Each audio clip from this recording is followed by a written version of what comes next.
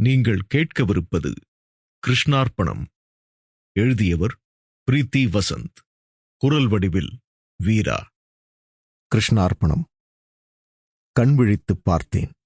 எப்போதும் போல நிசப்தமாயிருந்த அறையினுள் கிச்சனில் இருந்து வந்த ஜானவியின் காஃபி வாசம் நிறைந்திருந்தது. ஜன்னலில் டார்க் கர்ட்டனையும் தாண்டி படர்ந்திருந்தது சூரியன்.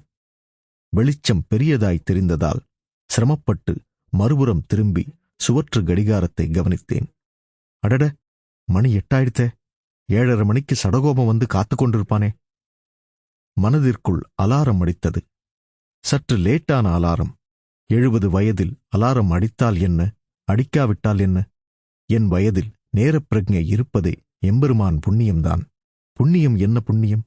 20 வயதில் மணமுடித்து 30 வயதில் மேஜை உத்தியோகஸ்தனாகி 3 பிள்ளைகளுக்கு தகப்பனுமாகி பிறகு குடும்பம் குட்டிகள் பார்த்து நல்லது கெட்டது 4 பங்கெடுத்து பேரன் பேத்தி எடுத்து 60 வயதில் அப்போதைக்கு இப்போதே சொல்லி வைத்தேன் நமோ நாராயணா என போய் சேர்ந்திருந்தால் அது புண்ணியம். இப்படி 70 வரை இழுப்பானேன்? இதோ ஒன்றுமே தெரியாதது போல என் கண் முன்னாலே சுவற்றில் பளிச்சென்று சிரித்தபடி கண்ணாடி சட்டத்துக்குள் அகப்பட்டு கிடக்கிறாளே இவளைப் போல. செய்கிறதையும் செய்துவிட்டு பச்சை பிள்ளையாய் என்னை பார்த்து சிரிப்பானேன்? கடங்காரி.